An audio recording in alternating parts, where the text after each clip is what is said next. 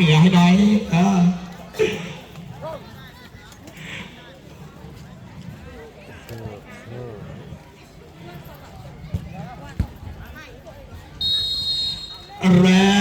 วแม่นี่เราลงสูตรป่าแล้วจ้าเบอร์20ของอะไรนะปางอาลา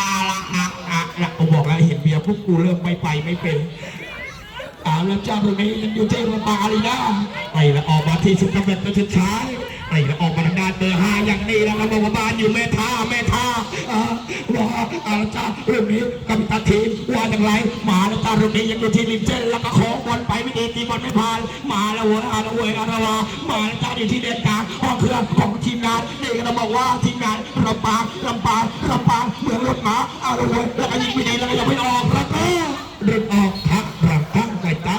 ไอ้ห่ามึงก็จะแย่งตบกูเรื่อยเลย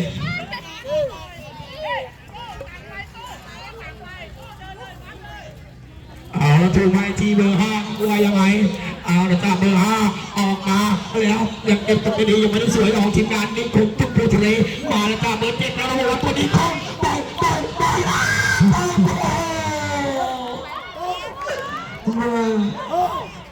ยังไม่ผ่านทีมนั่นเอง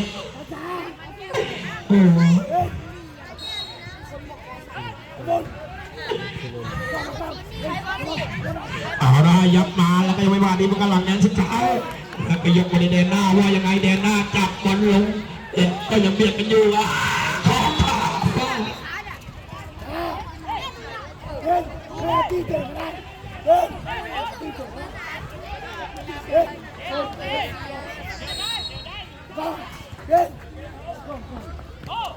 าละลูกมีคิกในแนวตัวเองยกมาแหมดูดบนลงนี้เสียเหลือเกินลงนี้ว่าอย่างไรแล้วของแล้วก็บิดออกไปทางด้านกาขวายังเบอร์6ว่าอย่างไรทันไหมเบอร์6ฉันไม่อยู่นะโอเคเลยออกข้างไป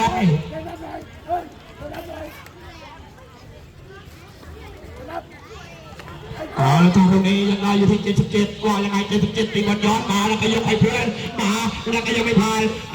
เราวางมาทางด้านกลางซ้าย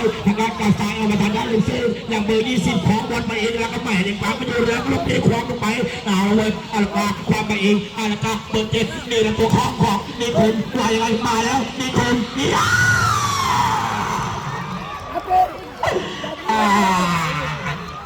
ก็รู้แล้วปืนผิดทางไอ้ห่าขวานเรียกไอ้โฟนให้หน่อยไอ้ต้น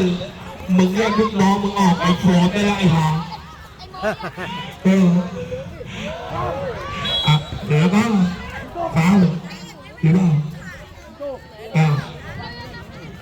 ฟาวแล้ว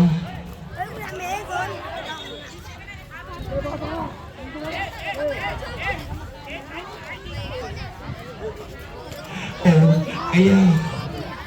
แค่พอยอาชีกูก็ระบวดหัวโบเย่แล้วผ่านแค่เอาไว้อีกกู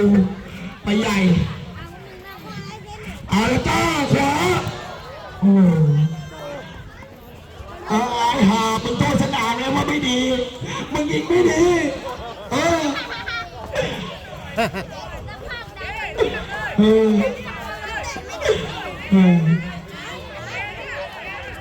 แล้วลูกนี้ว่ายังไงนี่คนทุกคนเลยทิ้งมาในแดนหน้า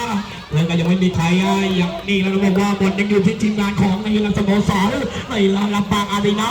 ว่าอย่างนั้นลูกนี้มวลทะเลตัดบอลได้แล้วก็ยกให้ทีมเบอร์6เลยถ้าอย่างนี้มันเป็นโบะเล็บเครื่องไปกูดิ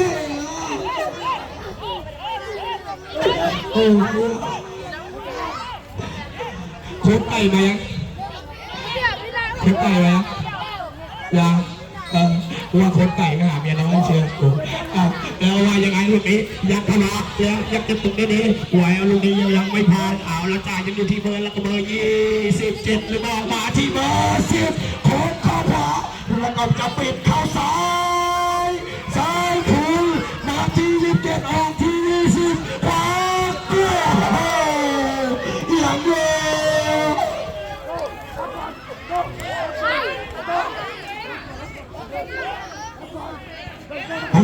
อย่าเข้ามาหน่อยอย่าเข้ามาหน่อยแล้วจ้าว่ายังไงยังอยู่ที่เบอร์ก็เบอร์7 ในโคมบอยกันจะของตัวเองมันก็ยังไม่ผ่านรู้สึกว่าจะหมดหรือเปล่าเบอร์เจ็ดมาแล้วจ้านะครับเป็นตามทีมของไม่เหลือในโคมจุกบูทะเลของนี้จากกำแพงเพชรอีกหนึ่งทีมมาแล้วจักรยานไปได้ตายไม่ดีเอาไว้จักรยานอากาศขึ้นมาแล้วก็ยังได้ที่เบอร์27ของในลำปางอารีนาแล้วเบอร์10ต้องเป็นโอ้โหยังเล่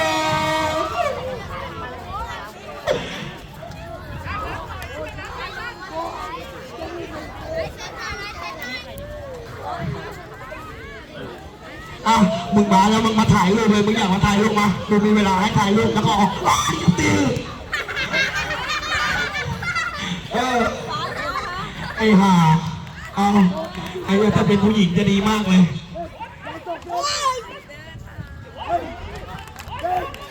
โอเคขอบคุณมากขอบคุณมาก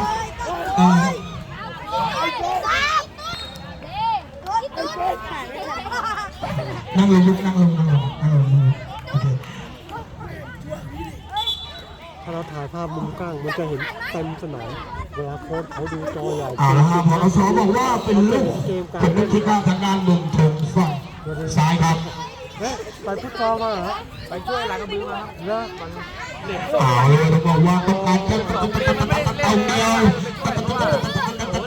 ยวก็ตีเสมอเอาละว่าฉันไม่ทันไปไม่ได้ฉันไม่ทันเราจะทำได้ไหมทำได้หรือเปล่าจะทำได้ไหมทำได้หรือเปล่าหน่อยตั้งใจไปแล้วเพื่อจีบอกเลยว่าจ้า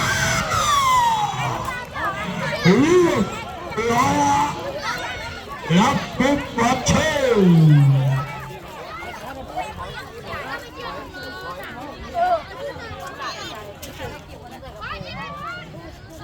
เอามาแล้วไปแล้วจ้านี่ละพอสนานลูกนิ่งอย่างเบอร์7อย่าเผลอนะอย่าเผลอเบอร์7ชื่ออะไรนะเบอร์7ทีมอะไรเด็กระบานี่นะนี่ละเบอร์7เจ้าพอดบอสเ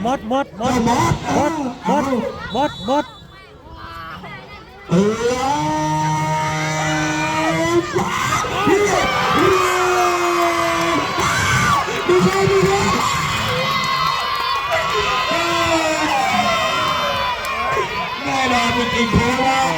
นี่ละเบอร์7นี่ละนับกระเป๋า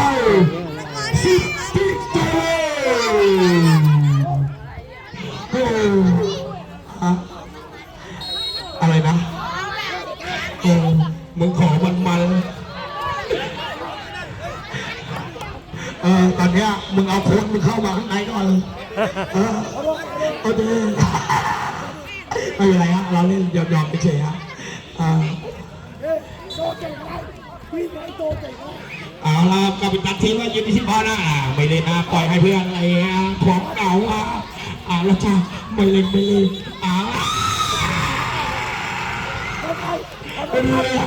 ได้ไอ้แม่ท่าไม่ต้องเถียงลูกไม่ต้องเถียงโอเคโอเคครับขอบคุณมากนี่ฮะจาลงนี้ยกมาว่ายังไงไม่มาดีเบอร์8แล้วยังไงแหมต้องการแค่ตุ่มแรกมาก้อนจ้าของนิคมเจ้าโหยอาดาวามาแล้วยกยาวมาในแดนหน้าแล้วก็จับวันไม่ดีตีวันไม่พายมาแล้วก็ขยับไปเยื่อนมาแล้วก็ยับเข้ามาอะไรยังไงลูกนี้บอลตกหัวไม่ดีแล้วก็นี่กันนะเด็กจารุณียกมาในแดนหน้าแล้วก็ถึงบูรุษ3 ประตูแล้วลูกนี้ไหนบอลมาแล้วบอลคาหัวไปที่กัปตันทีมโมงยัดมาในแดนกลางแล้วก็จับบอลลงได้ดีบังได้สวยมาแล้วก็เขาไปเยื่อนนี่เราบอกว่ายังไม่เล่นไม่รีบสกอร์ต้องบอกว่าตอนนี้ออกขึ้นนำไปแล้วด้วยสกอร์รวม2 ประตูต่อ 0เลยขยับไปเยื่อนขึ้นมาในแดนกลางอย่างเบอร์27นี่เราบอกว่าของดีของนางจากลำปาง1 ทีมเลยแล้วกรรมการบอกว่าเสียแล้วโอ้โหมาโดนนำช่วงท้ายเกมเลย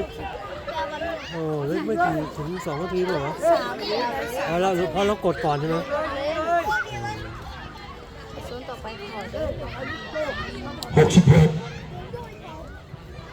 อาดีหรืออาดี ตี้ต่อเก้าเหรออ่ะโอ้มึงเถียงกันเนาะไอ้ห่าเดี๋ยวมึงออกมามึงบอกชื่อมันดีๆนะแล้ว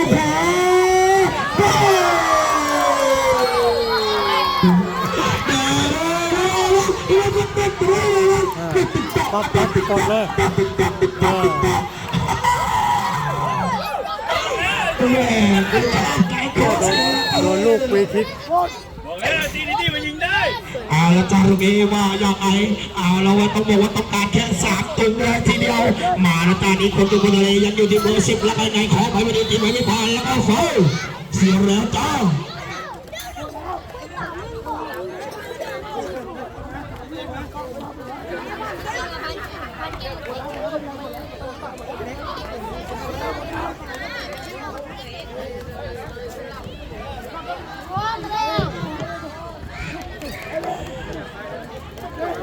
เราบอกไปลูกฟรีคิกของมีกบทุกทะเล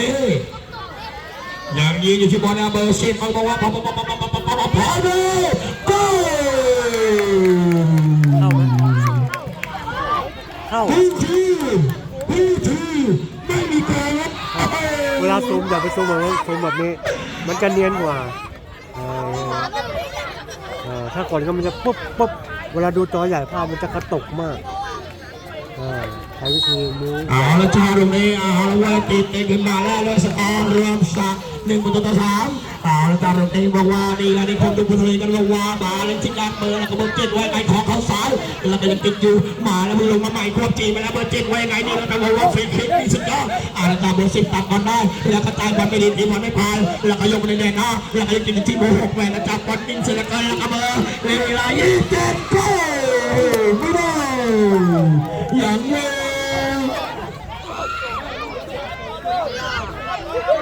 กล้องวิดีโอมันถ่ายคืนมันไม่แจ่มเหมือนโทรศัพท์เลยโทรศัพท์มันจะแจ่มกว่า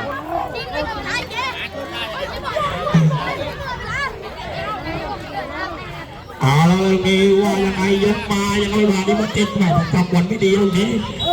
ระวังแล้ว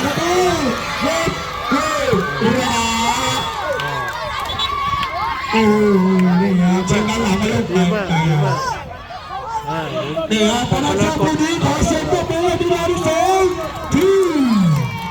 จังหวะนี้ถ่ายไว้ปุ๊บเลยทีเร็วแต่เราต้องเรียกว่าขโมยถ่ายหาซีนเด็ดช็อตเด็ดอะไรเนี่ยนึกว่าหมดเวลานะผมคิดว่าลำปางจะเอาพูดมาหมดเวลาติดพูดบ้างก่อนจากเทเชียร์ลำปางเลย